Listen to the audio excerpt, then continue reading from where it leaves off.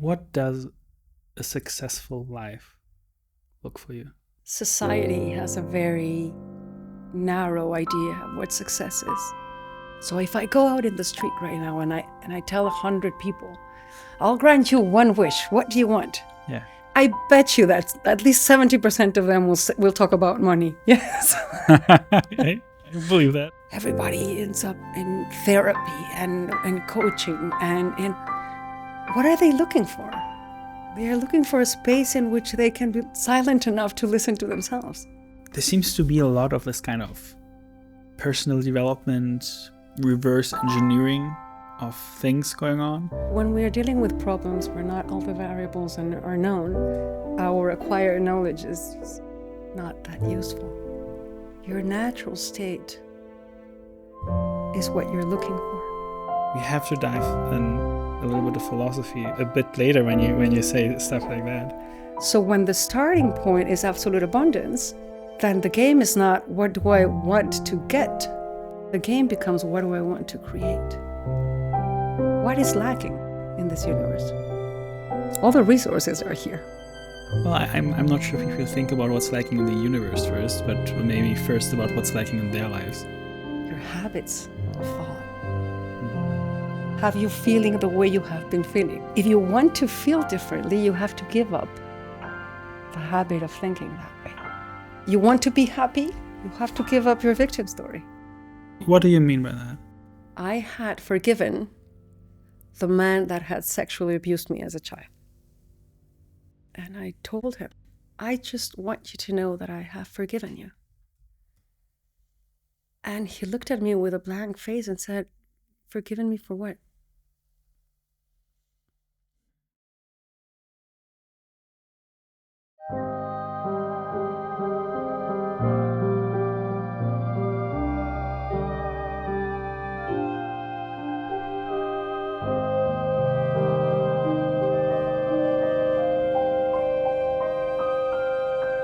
Marina Galán, welcome to the show. Michael Imas, thank you for inviting me. It's an honor. It really is. It's an honor for me as well. What does a successful life look for you?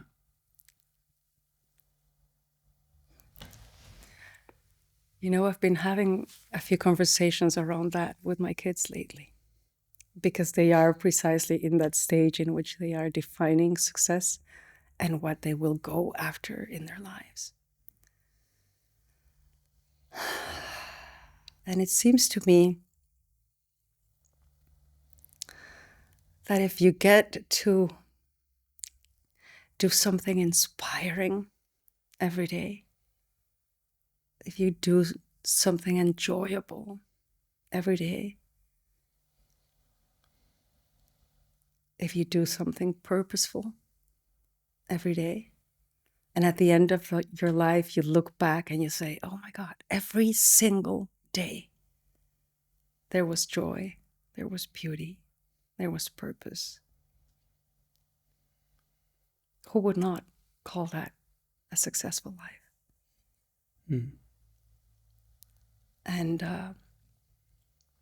I read recently somewhere that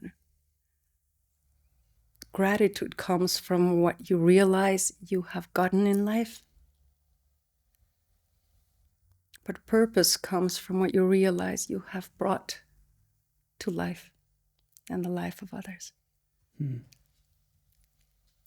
And what I loved about that was the fact that purpose is not something you choose. It is something you need to discover slowly, day after day, through your life. So you get to see, what am I bringing to the table? What am I bringing to others? What am I allowing to come through me so that others can take it, can see it, can use it?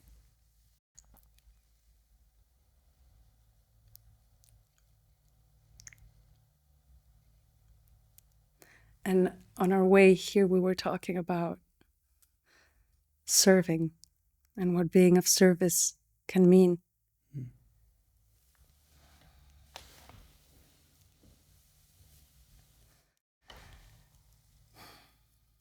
to me now, being of service implies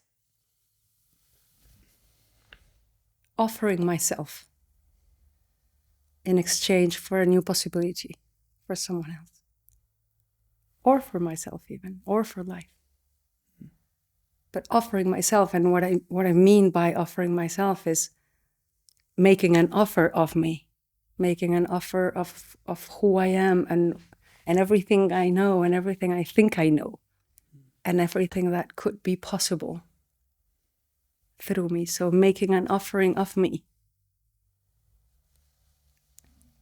in exchange for the unknown. What does that mean?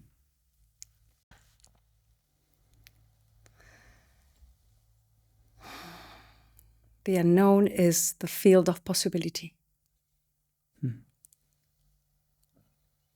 And it is, the way I see it, the unknown is the natural state in which we are designed to live.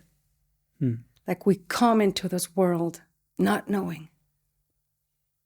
And then we make up the idea, the illusion that we know.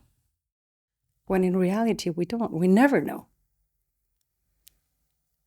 I remember when the pandemic hit and then suddenly everyone was talking about, but we were not expecting anything like this to happen. Well, yeah, because we don't know. And we all go to sleep at night, pretty certain that, when we wake up, the world is still going to be there and it would have continued and everything would be in its place. And it's actually an act of faith because you don't know whether that is going to actually be true. And if you consider how we come into this world, and we go from this one reality in which it is dark and wet, and there's only us, and we are separated from everything except the mother. And then in a matter of minutes, we are in a reality that is dry, full of light and color and stimuli. And like we don't know what's next. But we are perfectly equipped to deal with the unknown. We are perfectly equipped from the moment we are born. We are literally delivered into an unknown. And from then on, if you look at babies, they are being handled and dressed and taken places and fed, and they don't know. They live in a complete state of surrender in the unknown. And then, of course, experts tell you, no, you have to start planning the day of your baby.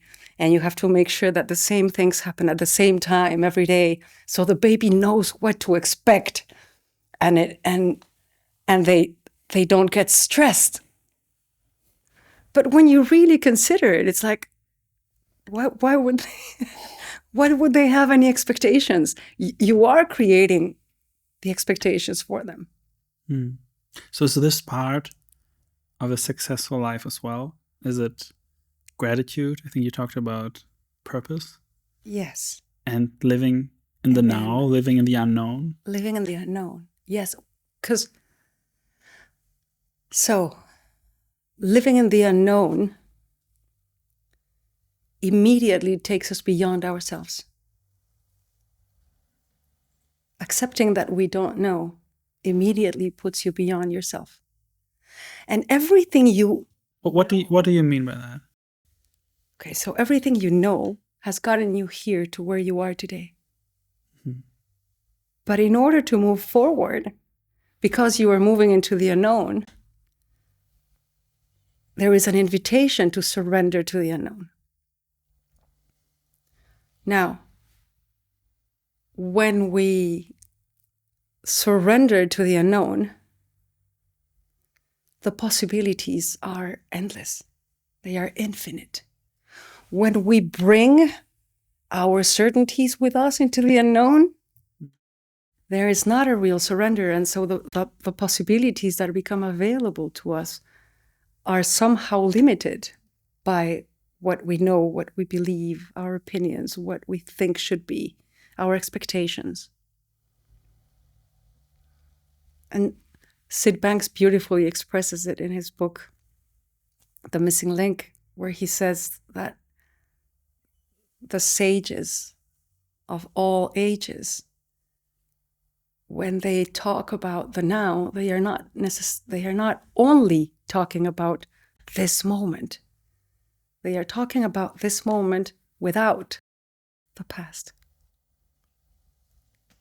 Because if I am looking at this moment through my past, through my conditioning, through my opinions, through my beliefs, through my preferences, then I am not really in the now. I am in the past. Mm.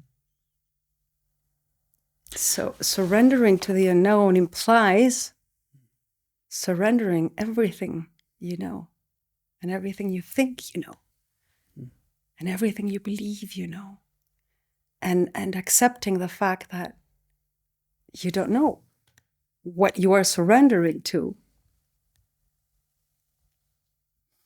is the universal intelligence that guides life and every manifestation of life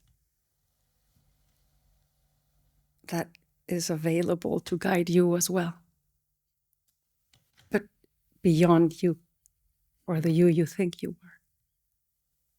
Okay. So you're saying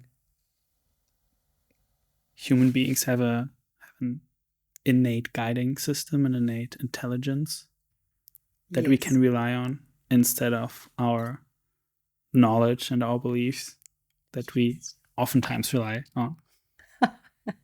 I don't think we oftentimes rely on. I think we are trained to over-rely on what we know and our acquired knowledge. Right. Up until now. Right. But aren't many of those beliefs and ideas that we have super helpful? Like if we look at the society, how it is right now, with all the technological wonders, with the expansion that we had on this planet,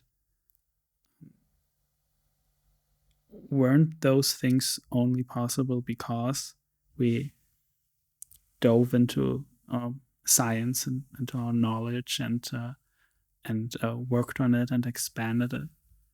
What do you mean by expanded it? Well, just how the sciences grew over the last centuries. How did the sciences grow in the last centuries, if not going into the unknown? So you say everything new comes out of the unknown.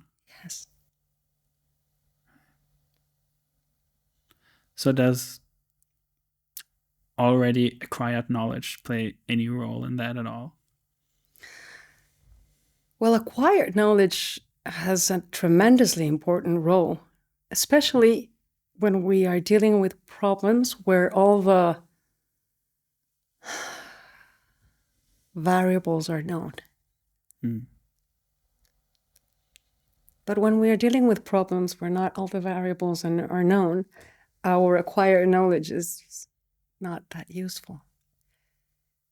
And if we are honest, oftentimes, or probably most times in our lives, we are dealing with situations where not all variables are known. Right. And so we are often surprising ourselves by saying, I have no clue of how to deal with this. This had never happened to me before. I had never felt like this way. Yeah. And as we go through life, we acquire more knowledge, we know more things, and they are very useful and they have their place. But what we don't know is so much faster than that. When you just talked about places where we don't know all the variables, kind of brought me back to the first question of what a successful life looks like. And of many people struggling to be successful, struggling to be happy and fulfilled. Kind of had to think about that, since a lot of people then try to kind of use their acquired knowledge to get them out of there. When what you, I think, just said, when I got it right, if I got it right, correct me if I'm not, those acquired knowledge brought them where they are. So what they would need to get to the next level or out of it would be exactly that unknown you talk about. Yeah. Yeah, well, society has a very narrow idea of what success is. And we buy into the belief that that success that is marked by society is what will make us happy. But we're making it up. We actually don't know if that's true. And so you have a lot of people that are successful, but are not happy. And they are not content. And they are left scratching their heads, wondering why, I have everything I thought I wanted. Everything they told me I needed, I have it. And yet I still feel empty inside. And yet my relationships are not working, and yet, etc. And so there is a difference between making up the goal and discovering the goal. So when we were talking about purpose, we were talking about, okay, we have the ability to make it up.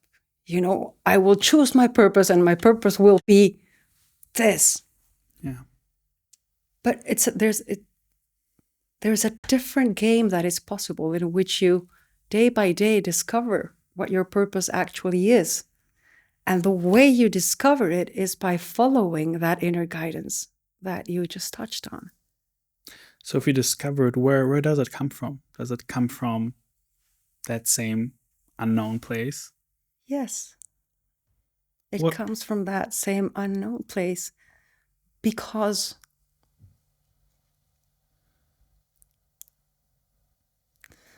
the intelligence behind life is guiding every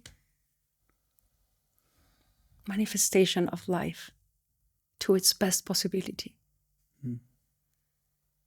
So the intelligence of roots is guiding roots towards nutrients and humidity. The intelligence of life is guiding branches and leaves to accommodate themselves in a way that they can take as much light as they need. The intelligence of life is making sure that the rooster does not use the mating dance of the raven when they want to mate. So there is an intelligence guiding every manifestation of life to its best possibility. And that is true for us too. Well, most of those things, or all of those things that you mentioned, could be explained by just a theory of evolution, right? Where we have kind of the same intelligence, metaphorically spoken, that is just DNA that wants to keep persisting. And what brings an unknown, mysterious intelligence to an explanation that's better than what we have right now? Well, I don't know, because you see the way you just phrased it, this DNA that wants to keep getting better. Right. Where is that wish coming from, and what is that wish about? So I remember a few years ago, I love questions. And I love living with questions. So I will find an interesting question and I will grab it and say, okay, this is the question I am going to live with now. And that can happen, for days or weeks or sometimes even years. I've lived with questions for quite a few years at a time. And so when we dare live with the question, life keeps answering us in different ways because we are adjusting our eyes to see that. Yes? So back to your question. One of the questions that I lived with a few years ago was, well, if there is a guidance system, what is that guidance system up to? What is it guiding us towards? And by observing life and reflecting on life, I came to the inevitable conclusion that it was guiding us to our best possibility, but it was not something we could make up. So our best possibility is not something we can choose, like, oh, I want that. There is a feeling coming from within. And that, I mean, this might be a little preposterous to say, but the way the intelligence of life communicates with us humans is through feelings. Feelings of inspiration, feelings of curiosity, interest. Like we were talking earlier, like what made you become interested in music? Well, there was this wonderful piece of music that made me feel this way and that way. And so I got curious and I wanted to know about that. And I wanted to understand how that could be made. That movement in you is coming from inside you. But what is the source of it? What is the source of it? There is no way we can know except this intelligence of life, right? So it is guiding us towards our best possibility. Now, does that mean that we are going to be successful if we follow that? I don't know. If I look at the life of Van Gogh, I ask myself, well, was he successful? Tell me more. Well, he didn't know that he was being successful. But in the grand scheme of things, historically, boy, did he reach success. Right. He just didn't get to see it in his lifetime. When you first answered towards what makes a life successful, you said something about doing something you enjoy and seeing that every day, doing that every day.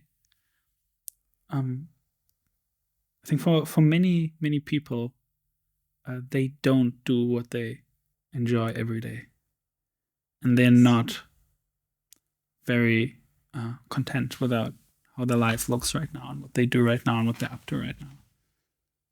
Now, speaking to them, how does all of this look like in real life? Like looking to the unknown. You said that there's an underlying intelligence and the intelligence that communicates through feelings. Like, would you have like a couple of hints what one might do with that?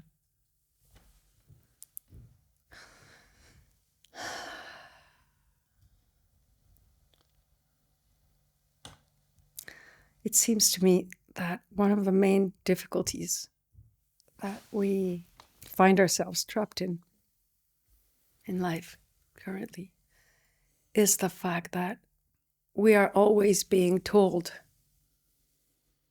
what will make us happy, what will make us successful, what will be inspiring for us, what we should want. And we are being constantly bombarded by this information. And so there is no time for silence. There is no space for silence.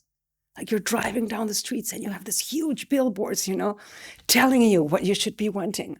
And you are in the metro and you are looking at advertisements that are telling you what you should be wanting. And you are going up the electrical stairs down up the metro and you are So there is no space for silence anymore. Mm. And people don't know that they need silence in their lives to be able to listen to themselves. And so I always ask the people around me, are you having enough silence in your life? Are you looking for it deliberately? So everybody ends up in therapy and coaching and what are they looking for? They are looking for a space in which they can be silent enough to listen to themselves. And is listening to oneself the same as listening to this unknown? Or what do you mean with self? Like I would guess that lots of people do think or would say that they listen to themselves, and that's why their life is not working well, because they want this, but they can't get this, but they try and it's hard. Yeah. Well, here's the thing. It seems to me that we fall for the trick of making up false goals. Right. So if I go out in the street right now and I tell 100 people, I'll grant you one wish. What do you want? Yeah. I bet you that at least 70% of them will talk about money. Yes. I believe that. Right? Yeah. Why? Because we've made up that money will take care of our problems. Now, if I stay with them for longer and I start asking them, what do you want the money for? One of them will tell me, to pay off my debts. Okay, so what you want is to pay off your debts. What would that give you? Well, that would give me peace of mind. Oh, so what you want is peace of mind, not money. And you're making up that you need the money in order to have peace of mind. So are you saying people have lots of ideas about what certain things will give them? Oh, yes. They all do. And they actually just want what they think some goal or some achievement will give them. But since it doesn't always do that, at least, let's say it conservatively, yes. There's a lot of disappointment. I think you spoke about that lately. Yeah. And if people would know more what they really wanted, and there comes back the listening and the peace, yes. They wouldn't struggle so much to get it. Yes. So, for example, this hypothetical person that we're talking about that is looking for peace of mind and is convinced that the only way to get it is by paying their debts.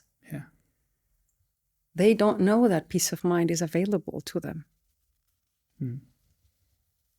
regardless of their the circumstances that they're living in, because it is innate to them. And so we come to see that the power of thought is such that it can make the truth about us, the truth of our nature, dependent on whatever we choose. So, inner peace, mental peace, is already always available. But we can use our power of thought to make it dependent on something else, on whatever we choose. We can make it dependent on a number in the bank, a number in the scale, a number of houses, a certain partner, anything we want. So you're saying the feelings we think we might get as a consequence out of achieving certain things in our lives actually available right now, and the reason we don't feel them is that we make up limitations of when we might feel them or are allowed to feel them or will feel them. And if we wouldn't do that, then all of those feelings of peace of mind and happiness would be available now, right now. Yes. That sounds cool and crazy at the same time. I know. But consider this for a second. the understanding that I work with, the 3 principles, points to the fact that we can only feel what we think. Mm. We can only feel our thinking in the moment. So let's phrase that in a little bit more extreme way. Mm. Okay? And let's say this. Human beings are not designed to feel circumstance. Mm. We are only designed to feel thought.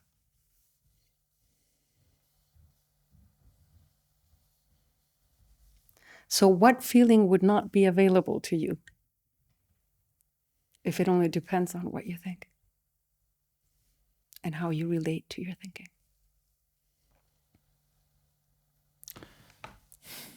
Well, like, for example, and I'm just going to come up with stuff and we see if where that leads us. Let's say we have an increased dopamine level. This comes usually with a feeling, some kind of feeling. Yes. Now, if I want that feeling right now, how would I do that? Well, what thoughts do you need to think in order to feel that? What if there's no thoughts that I know of? Well, then you go into the unknown. And I could discover them. And because there is guidance, options will be brought to you. So your habitual thinking, your habits of thought, have you feeling the way you have been feeling. Right. Right? If you want to feel differently, you have to give up the habit of thinking that way. Okay, so that changes the game from I'm suffering and I want to feel better. What can I do in the world or about myself or anything to change what is right now, to change the circumstances so that I can feel better? To what can I think or what can I discover in this unknown that might change the way I experience life? Is that the journey, the new one? Yes to part of what you said. Okay. And no to part of what you said. Wonderful. So, definitely yes. It is not about fixing the world outside. 100%. Now, is it about thinking differently? Yes. Do I get to choose the thoughts? No. Nobody can choose their thoughts, and nobody can choose which thought is going to pop into your head next, or what will be the last thought you have today, or tomorrow at 4:32. I want to go in there very quickly because I see the point of not knowing about every thought. But can't you choose to think about a blue table like right now? Is that not? Yes, you can. Yeah, you can choose to think about a blue table right now. Right. But then you don't know what's going to happen. Like, you cannot choose a string of thoughts and then follow it digitally. Well, not forever, maybe, but you can try. Yes, but I can assure you that the forever is a very long time. You cannot follow it for 30 seconds. Right. I mean, other things will come up. Other things will pop up. So we can't control thought fully. We can't control thought. But we can give up the thinking that is taking us away from inner peace. We can give up the thinking that is taking us away from contentment. We can give up. So again, we are coming to a state of surrender. We are coming to a state of I am giving this up in exchange for another possibility. Now, Sid Banks, interestingly, says in one of his talks, I'm going to paraphrase them because I don't remember the exact words, but what he says is,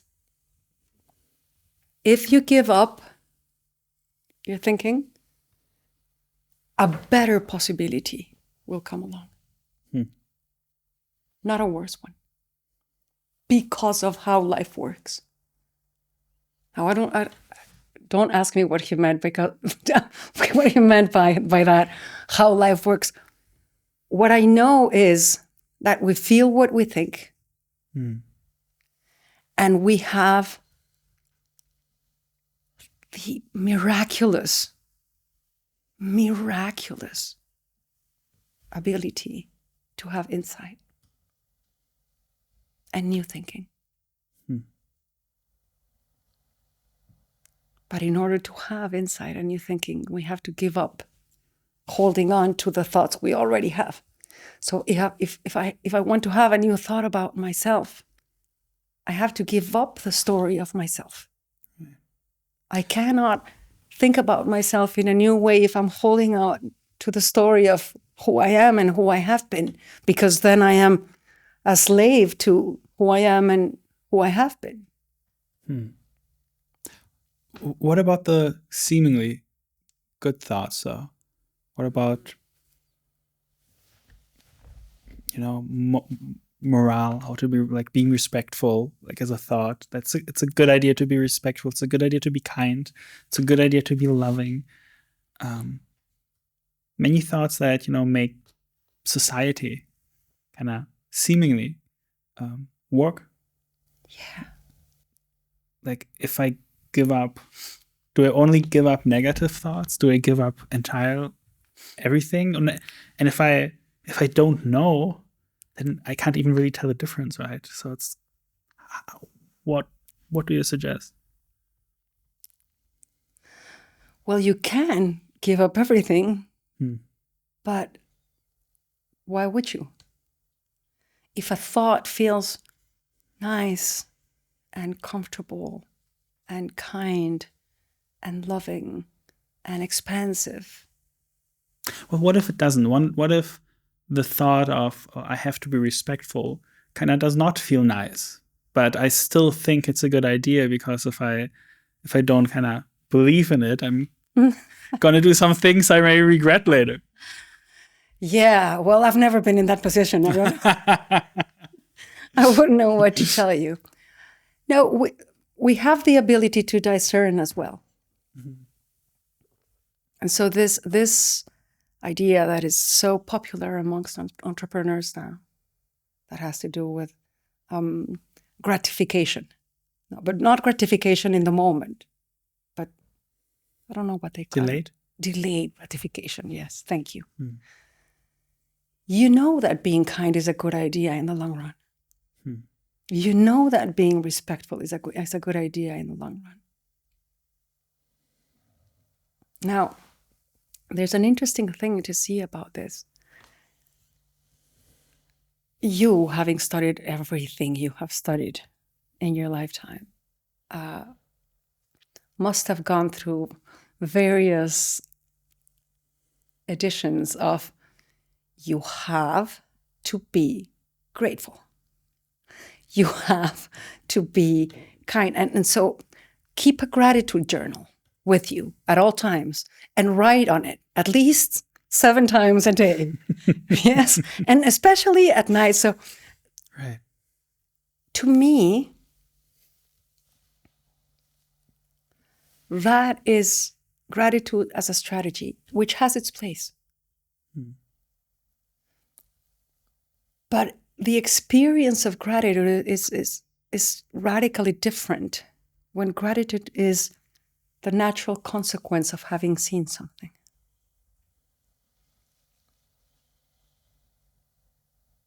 Can you talk more about that? Sure. So this morning, I went out into the garden and I was struck by the light and how the light was shining on the different trees, reflecting on the different leaves of the different trees, and what a different effect it had on all the different trees. And I was mesmerized by that. I was like, wow, like I'd never stopped to notice how light can reflect in such different ways on the different leaves. And it was so beautiful to see. And I immediately felt gratitude for the mere fact of being able to witness that. So for the mere fact of being alive and having eyes and having the rational mind that can see that and see the difference and discern the difference and then have an experience of awe and gratitude because of it.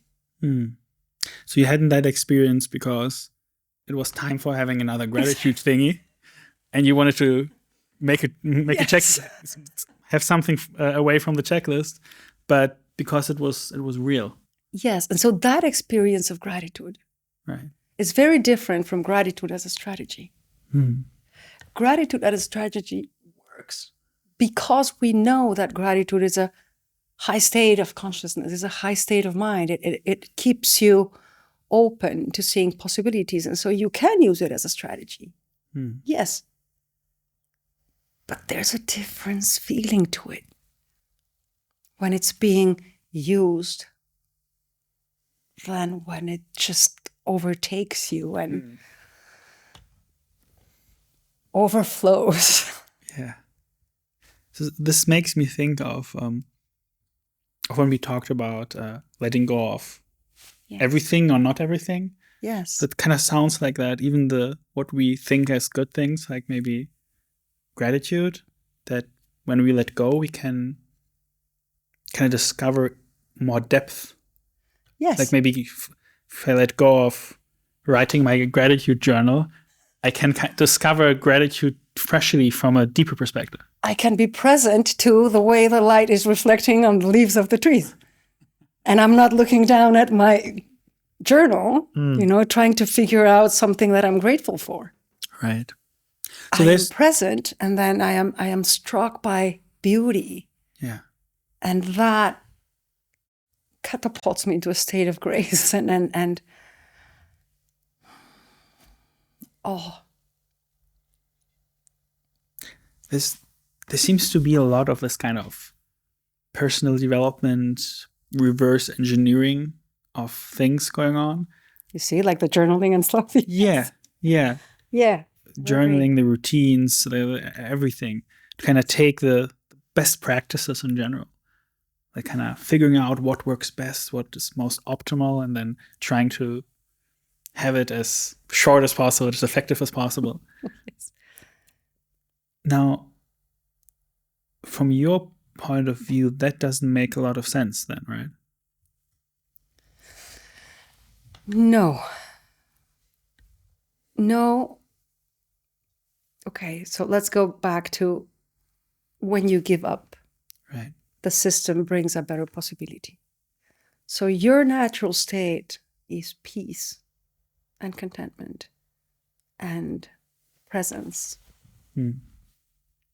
But you are free to use your sacred, beautiful power of thought to think yourself out of that. Now, you cannot use it to bring yourself back.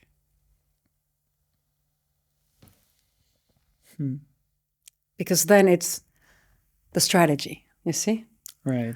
And so it's not the same experience. But the system is designed in a way that when you realize, oh, I am using my thinking to take myself away from this natural state of grace and presence, and when you give it up, the system brings you back because it is your natural state.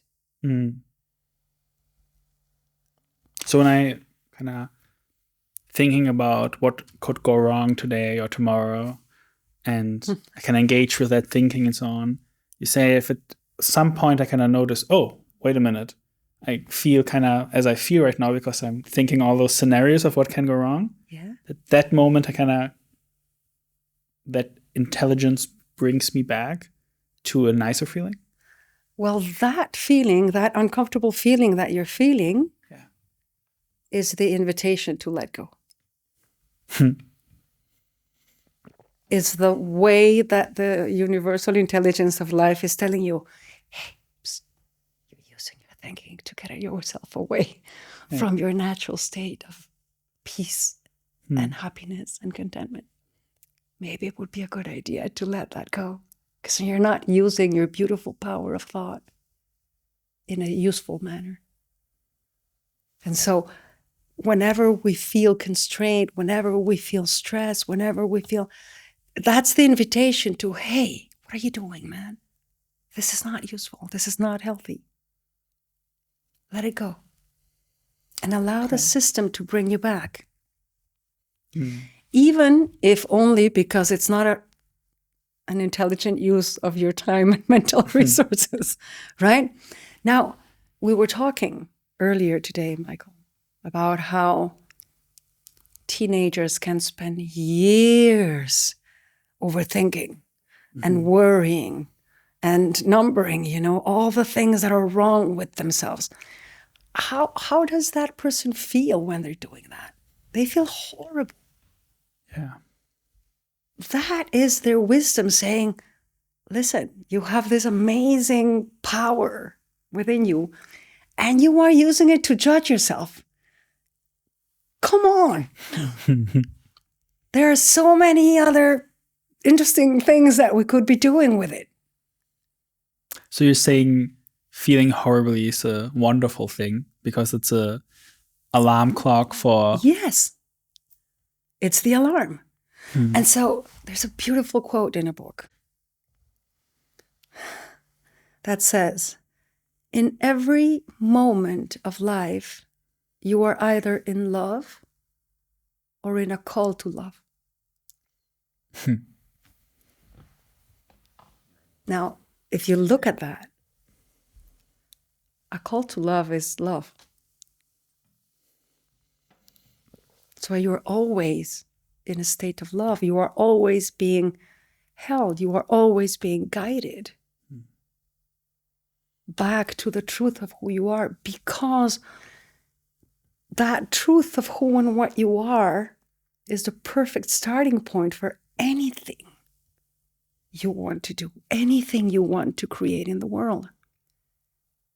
Now, what is it that we do usually in this world?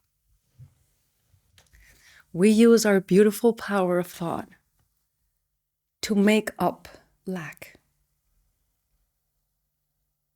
Oh, I need that car. I need that house. I need that person. I need that. Fill in the blanks. So you are using your thinking to create lack. If that is the starting point, it will never be resolved. Because the only thing that is needed is that you stop creating lack. And so when you look at shopaholics and they say, oh, I need that plant.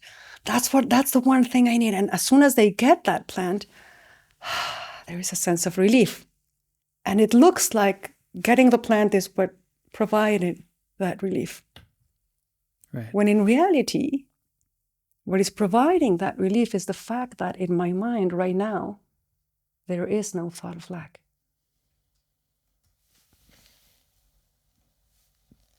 Now, because I have somehow fallen into the habit of creating lack with my mind, the relief goes away pretty quickly, and now I need that bottle.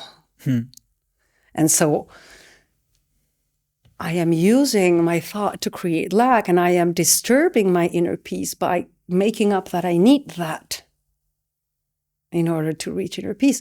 So again, the quest begins until I get it. And the moment I get it, there is no thought of lack in my head, and so I feel at peace again.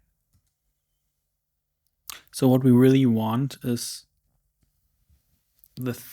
what we think we want without creating any lack. What we discover we want from a place of not knowing. Well, you know how every tradition at some point or another points to the fact that you are what you are looking for?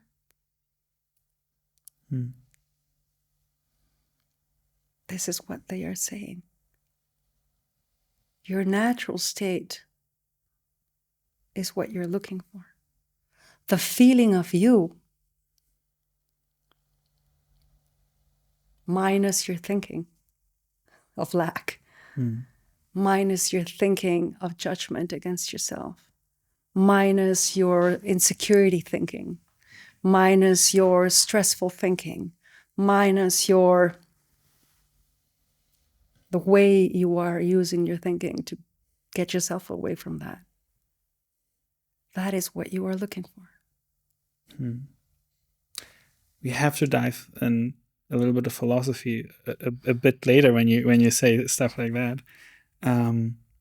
But first, I know a couple of people at least who are seeing happiness and success at least relatively similar to your view, and they really try to give up, to let go, to be present, to not cling on to stuff. It seems to just not work reliably. Like and then they say, I still cling to stuff, and I can't, I can't stay at that peaceful place for long. So what would your advice, or maybe take, or maybe just answer to that be? Keep giving up. Keep giving up. Giving up is it's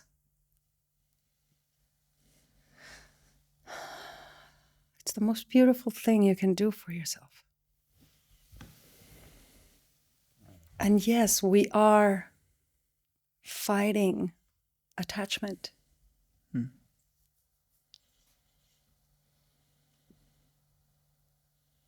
But it's the only thing that will eventually work. Giving up attachment. Anything else will bring temporary relief, like the plant and the bottle.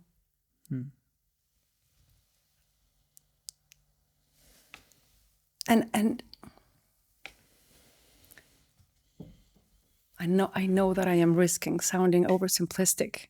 I know that. But it's the only way. You just have to let go. It's as if, imagine you're in a threshold, yes? And on the other side of that threshold is happiness. Yeah. Complete happiness. And you want to cross that threshold, but you want to bring your story of victimhood with you.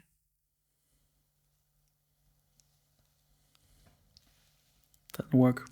Couldn't work. So in order you want to be happy, you have to give up your victim story. Last question relating not knowing and letting go. What if I really think that I want to let go, I want to live my life in a surrendered state, in a surrendered way, but I struggle with that. I kind of think it will really help me and make my life more beautiful and more wonderful and easier and more happier. But I just inconsistent, and sometimes I forget about it, and I don't want to, and I fight it and I resist it. And then I kind of try to let go of those things. Or should I try to let go of letting go? Is it a circle? Yeah. Stop trying. Okay. Stop trying. So there are a couple of things that I could point to in what you just said. One is very Yoda. Trying is not doing. It's just not. It's a different verb. How do you do let go? Okay. Slow down. Trying is not doing. Yeah. Trying is a mixed signal to your mind. I am going to try. We don't even know what that means logically. Like you're going to try. What does that imply? Try. But it is not doing. Right. So forget trying. Just do. Very Yoda. Okay? Secondly, sorry. No worries. We confuse being with doing. What we are looking for is being. So there is no doing that will ever get you to being. You see, being is not an activity. It's a state. Doing is an activity that takes you out of that state. So you will never get to being by doing anything. There is nothing you can do that will get you to where ultimately you already are. So being in a state is not an activity for you? Being as a state or being in a state? Being in a state? No, I'm talking about being as a state. The state of being.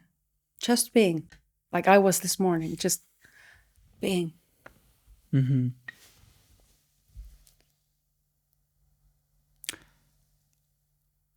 I want to talk with you about authenticity.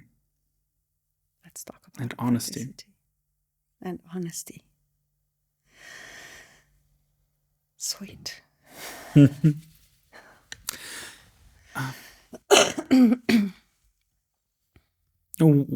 One thing that comes up is in regard to what we want and what we think we want. I guess that's one area of life where honesty with oneself couldn't hurt. But I also would love to hear from you what makes some people just seem real, authentic, just the real deal. And other people you have the feeling that they're not. Because they're trying. Yeah. Yeah. Talk a little bit more about that. Yeah. Well,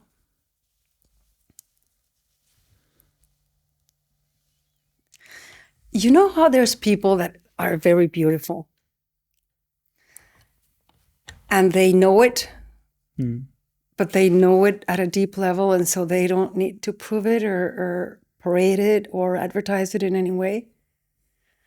And then there are people who think they are very beautiful, but they need to prove it and parade it and advertise it. Authenticity has to do with a deeper knowing.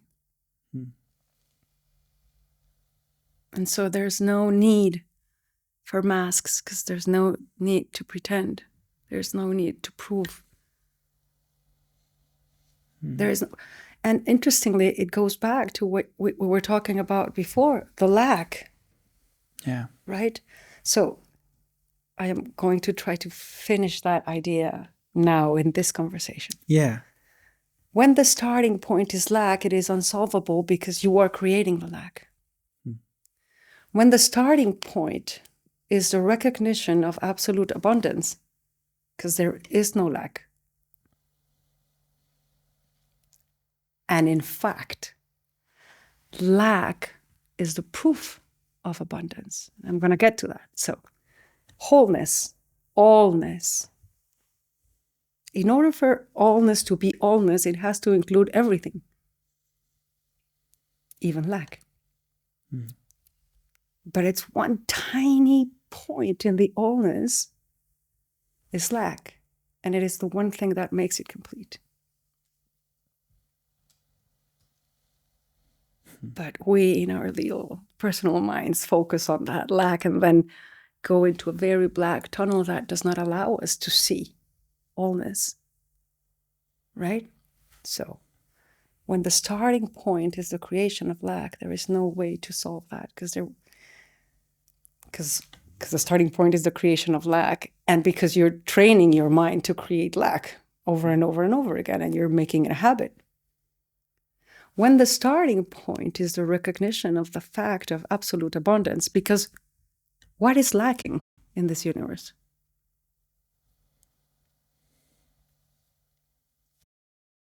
All the resources are here. Well, I'm not sure if people think about what's lacking in the universe first, but maybe first about what's lacking in their lives. Of course, I can tell you that this room is lacking, I don't know, a cup of coffee. But I am sure there is coffee in the building. right? And so what is lacking in this building? Well, I don't know, a handsome, dashing partner. But I am sure there is a handsome partner somewhere. And if you start seeing that the resources are available, it's just that you haven't found your way to them yet. But the fact of absolute abundance is undeniable when you look at it from that perspective. So when the starting point is absolute abundance, then the game is not, what do I want to get? Then the game becomes, what do I want to create? And we go back to purpose.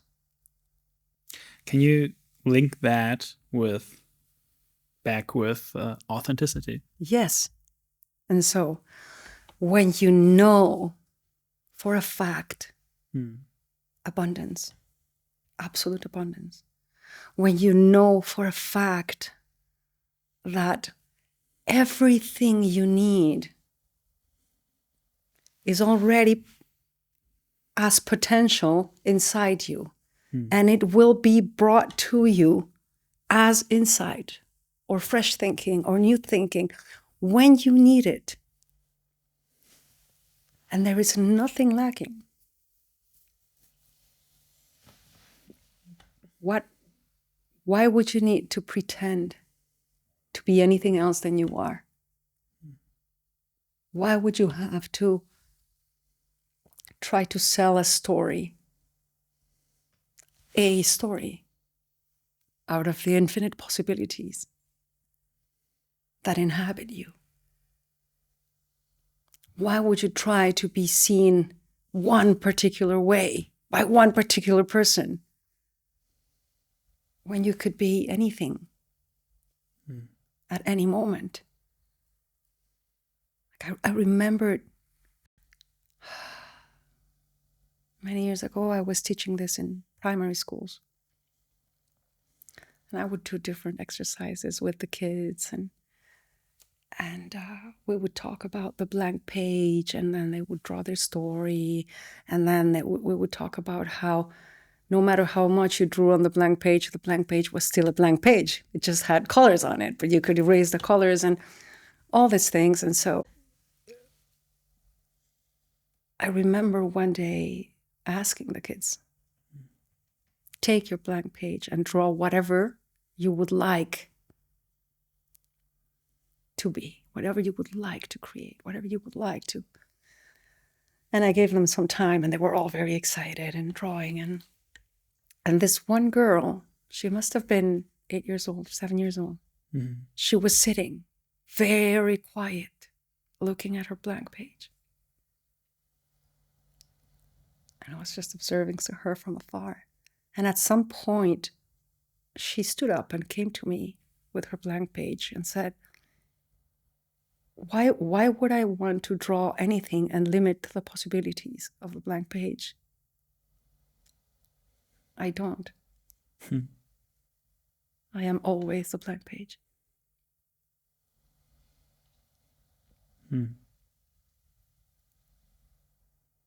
So authenticity has to do, just like we were saying, like gratitude as a natural consequence of having seen something. Authenticity can only be a consequence of having seen truth about who and what you are. And you were talking earlier about difficult feelings, like anger and things like that. They have their place too, and they are useful sometimes. I mean, anger is not needed when my kid spilled the milk. But anger is very useful if a rabid dog is attacking my child. It is a very useful thing to have. You know, we all hear stories about mothers and grandmothers that were able to lift a car because their kid was trapped underneath, right? Yeah. What were they feeling? Fear? What were, like, I wonder, but what an intense feeling they must have been feeling. I'm certain it was not a comfortable feeling. I'm sure it was not peace and happiness and contentment and shanti shanti in order to be able to go there and lift a truck. Right. So yes, there are uncomfortable feelings. We need to have the discernment to see whether they're useful or not, given the situation that we're in. Hmm.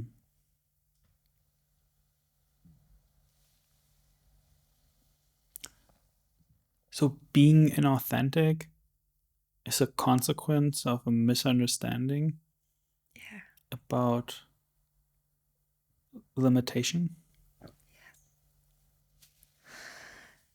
It's a consequence of an innocent misunderstanding in which you have fallen for the illusion of a story regarding who you are and who you would need to be.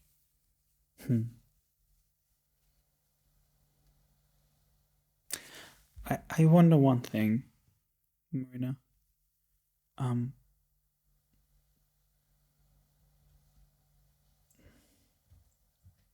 When you say about who we really are, this infinite unknown, infinite intelligence that provides exactly what we need, the time we need it.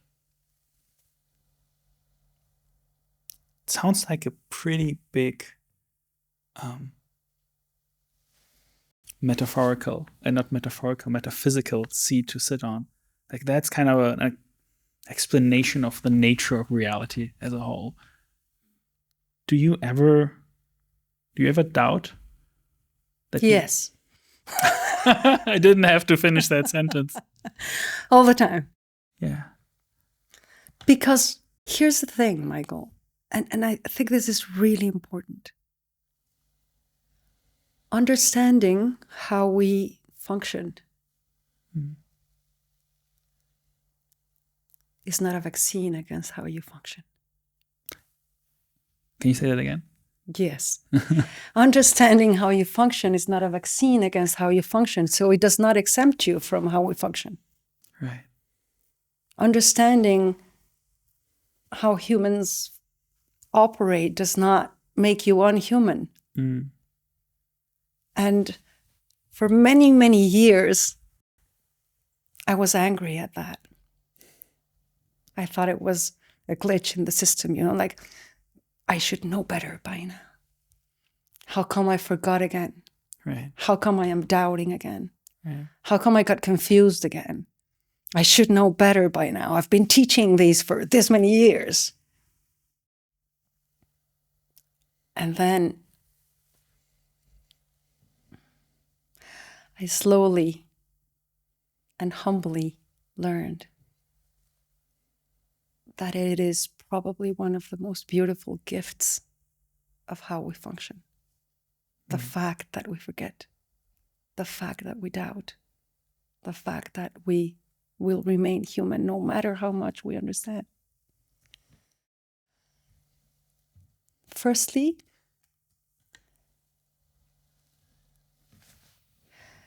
because it will not allow you to think of yourself above anyone else. So you will never be an expert. You will fail again in 5, 4, 3, 2, 1. So it prevents you from believing the story that you were better than anyone else. And secondly, it prevents you from judging others when they fail. And yourself when you fail. So it opens up the possibility for compassion and kindness towards others and ourselves. It's like, oh, you're human? Yeah, me too. Mm-hmm. How did you mess up this time? Let me tell you about mine. There was a time in which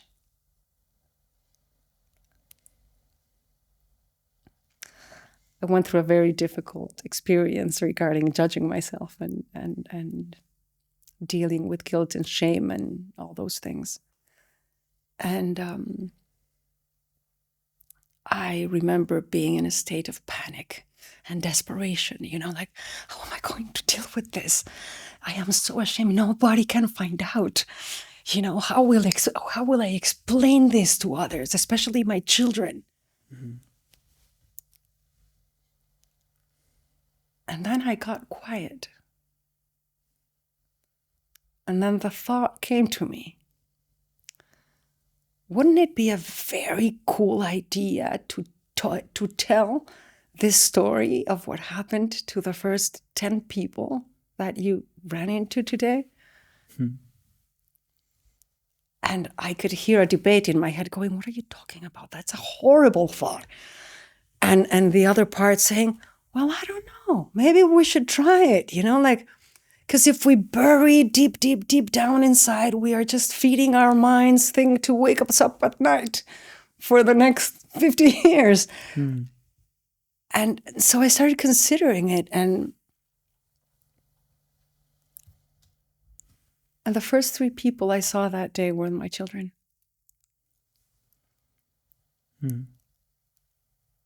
And I gathered up my courage.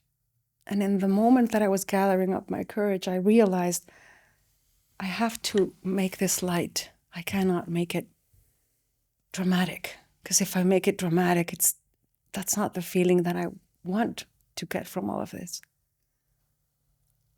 And so I told them, you will never believe what I did last night. I mean, I messed up so bad.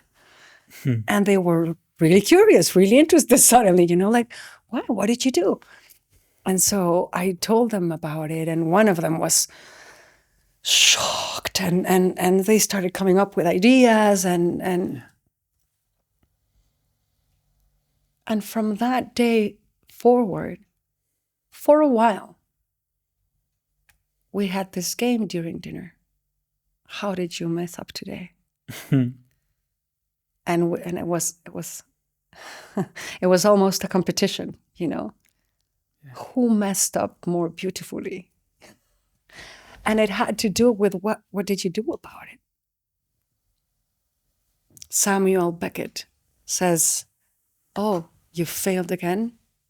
Never mind, fail again. Fail better. That sounds like a incredibly lightweight way of thinking and relating to failure.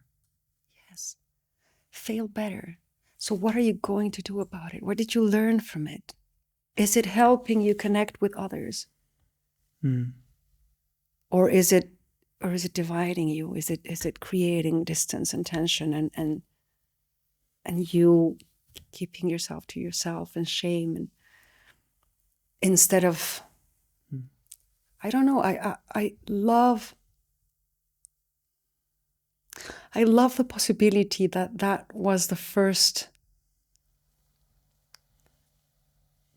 idea behind confession, the sacrament of confession. Lighten your load. Is that relationship to failure also a thing that's making people more or less authentic? I think so. Although some people are appalled by the lightness with which I face failure, but they think it should be taken more seriously. Yeah. And there are consequences, and it's not like I'm not facing the consequences or I'm not making amends. I am, just not from a space of guilt and shame. Yeah. And when you understand that guilt and shame are, low states of consciousness, low states of mind that are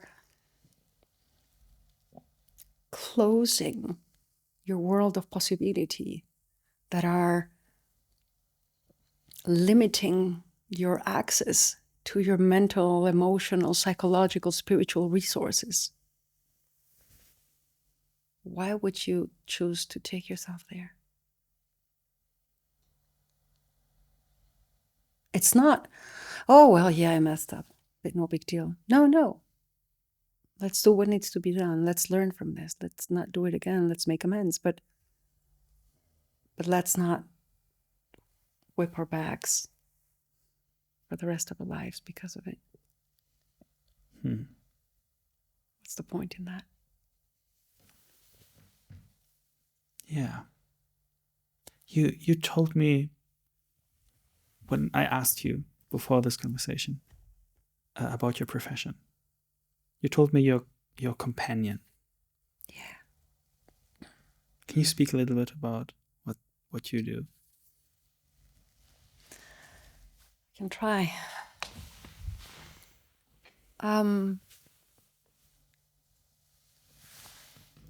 So,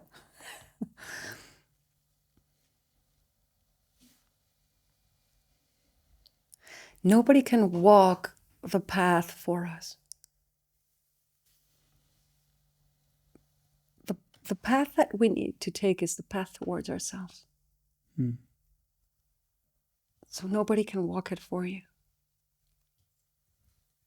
You have to walk that path. But you can have companions that come along with you. And in that sense,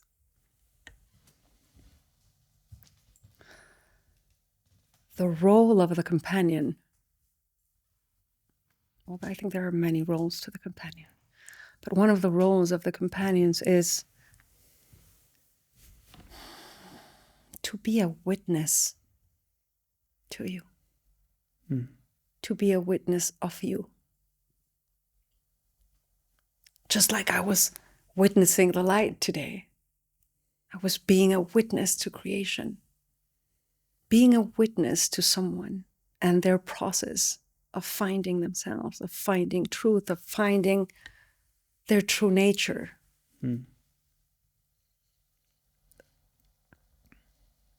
It's an invaluable gift.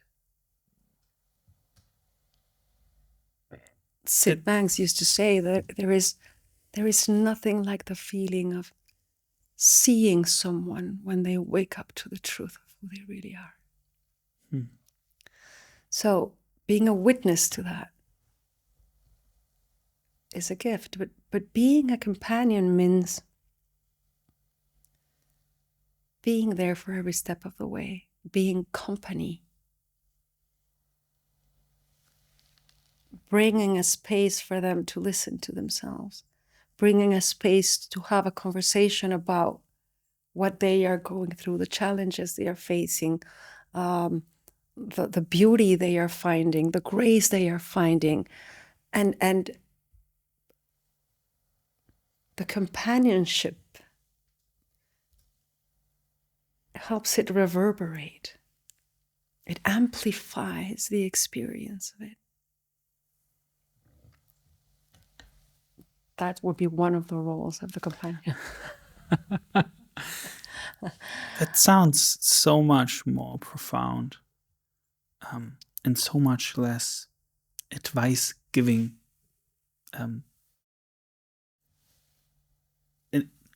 Less of a style of advice giving. Yes. And knowing better than at least I think about when I think about, coaching or therapy or mentoring, and yes, it sounds more like being on equal footing.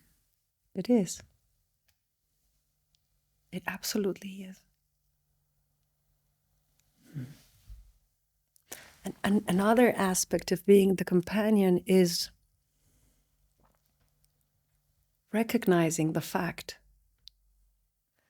that we will doubt and we will falter. And our commitment and our will on the path will wither. And when a companion is there with you, their faith in you, their commitment to you might not wither, might not falter. And so you can lean on them. I often ask both my clients and the people that I train to do this kind of work, like, who do you think should be more committed to the transformation of the client? The client or the coach? And it's always a question that kind of baffles people, but when you understand that yes, we are humans and we will doubt and we will want to give up, it's very easy to see that the coach's commitment or the companion's commitment or the guide's commitment or the mentor's commitment has to be stronger. But the coach's or the mentor's or the companion's commitment will never be enough. If the client's commitment is not there, it's a meaningless endeavor.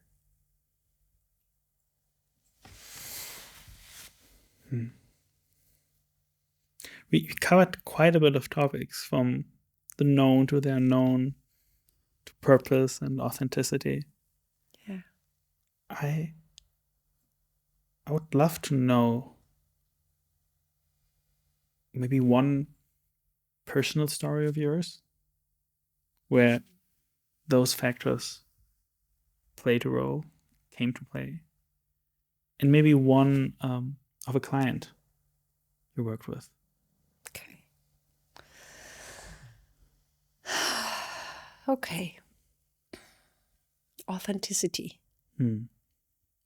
and courage and new thought and possibility. All right. We'll tell you the story. I was going to touch it before. One day, a few years ago. Yeah.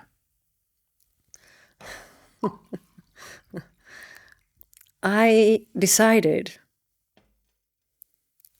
or I thought, that I had forgiven the man that had sexually abused me as a child.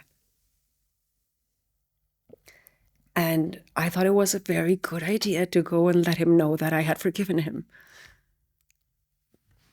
Because I imagined that maybe he had felt guilty at some point, or I don't know. I just thought it was a good idea to go and let him know that I had forgiven him. And so there I went. And I got there and I told him, I just want you to know that I have forgiven you. And he looked at me with a blank face and said, forgiven me for what?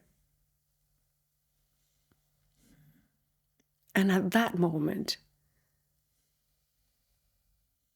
the rage inside me was a force of nature. It was unbelievable. I was appalled at, what do you mean about what? What do you mean for what?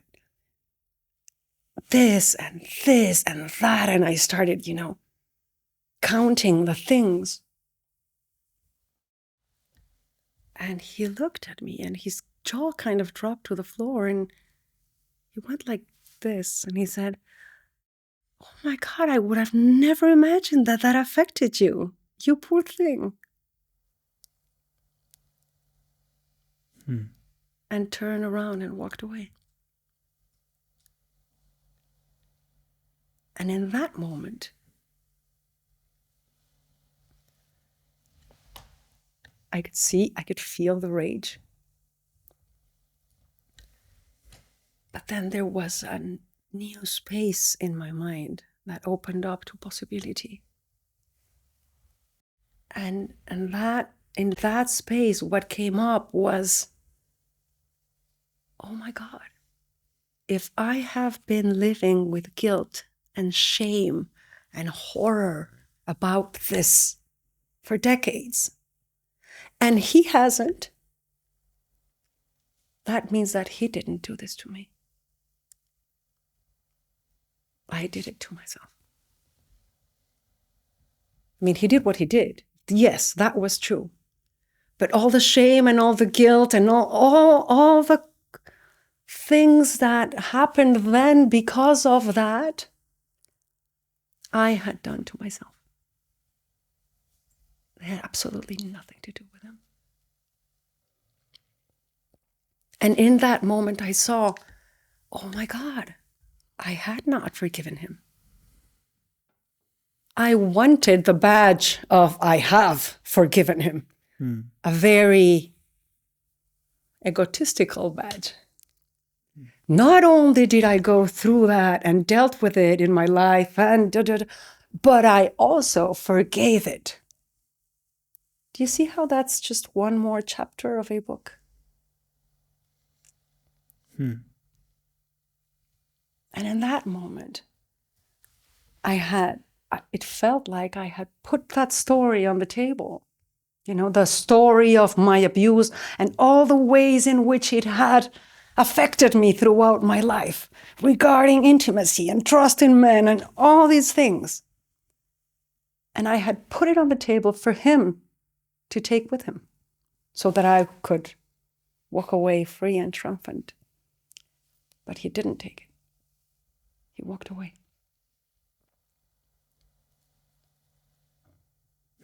And so I was left looking at the story. And in that moment, I saw that I had a choice. I could either take my story back and take it with me, or leave it there and discover who I could be without it.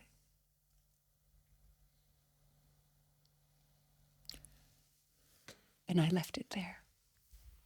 And in that moment, tears started streaming down my face. And I ran after him. And I grabbed him, turned him around, and I said, thank you. You have no idea of the gift you have given me today.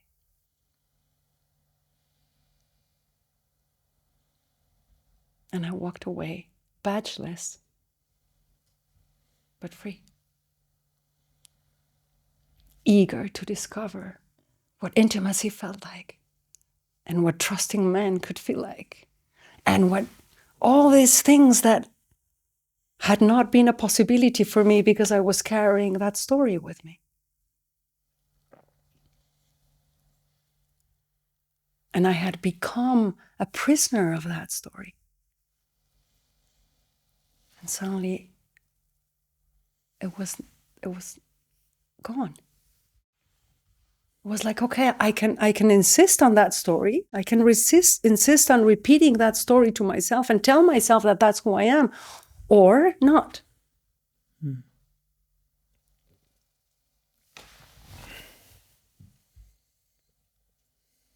I can recognize the truth of the fact that if it's not happening now, it's over.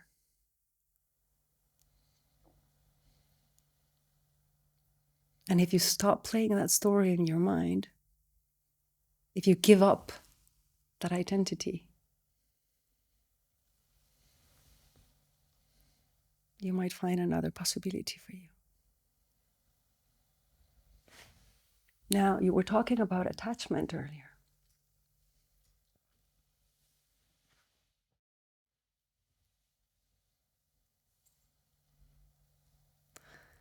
What I am about to say might not sound very popular out there. But when we are finding it hard to let go of something, of a story, of an identity, of a habitual thinking, it's because we're getting something out of it.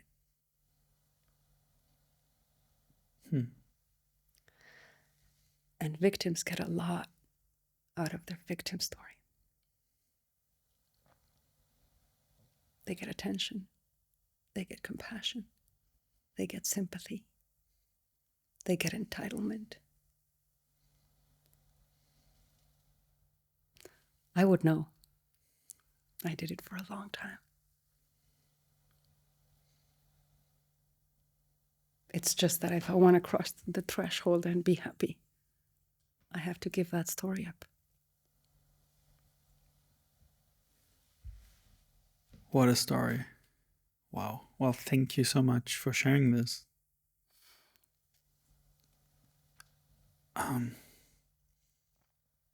And also, I'm sorry. Don't be. Well, I have two last questions. And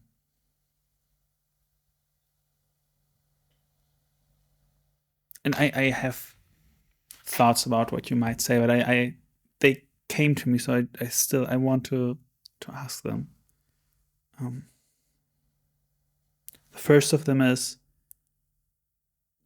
wouldn't it have been better that that person actually would feel bad?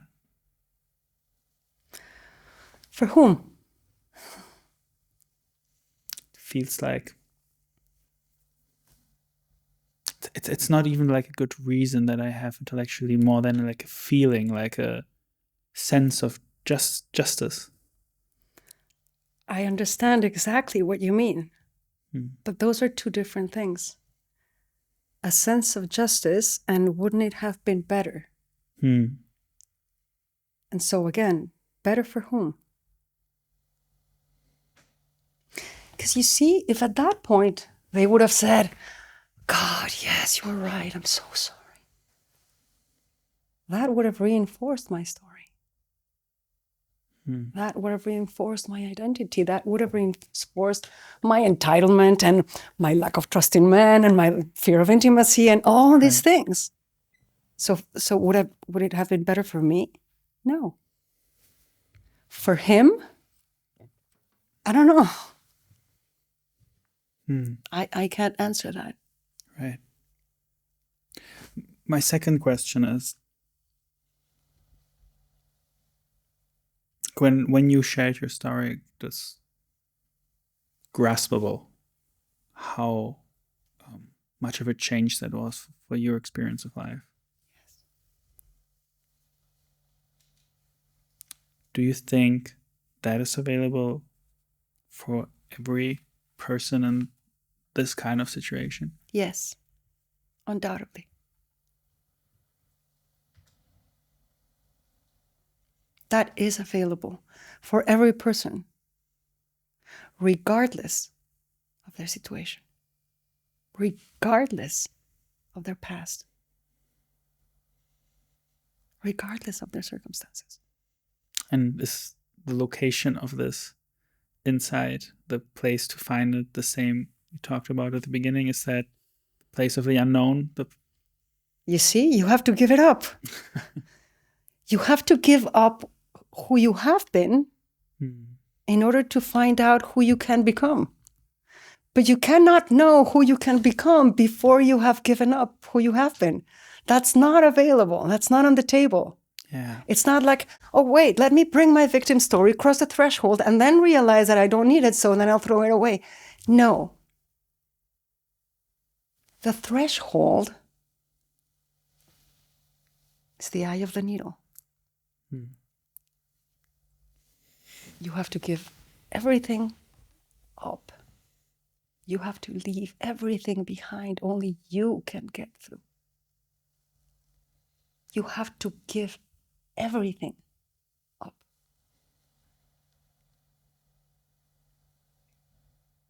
And then you will find out what becomes available to you.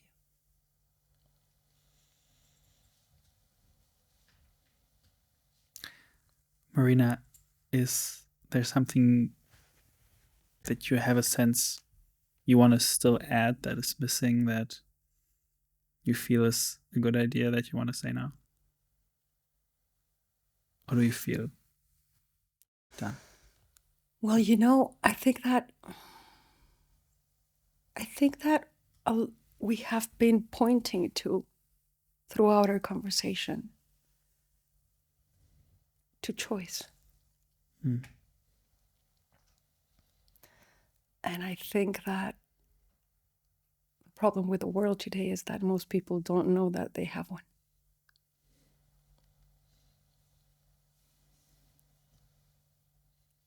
And if they knew, they would probably take it few weeks ago,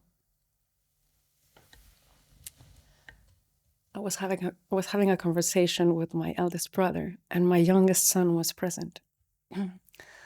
And we were touching on stories from when we were very, very young. When we were talking about my father mostly, about many things, but about my father mostly. And my son was there just listening. And the next day I was taking a walk with him by the ocean. And he suddenly asked me, how were you able to love your father? I was like, what? What are you talking about? And he said, well, for all my life, I watched you love your father. I watched you take care of him. I watched you have conversations with him. I watched you laugh with him. I watched you love him actively. And after what I heard yesterday, I want to know how you were able to get there. Because it doesn't seem possible to me. How were you able to love your father? I said, well, because one day I realized I had a choice. And I decided to take it.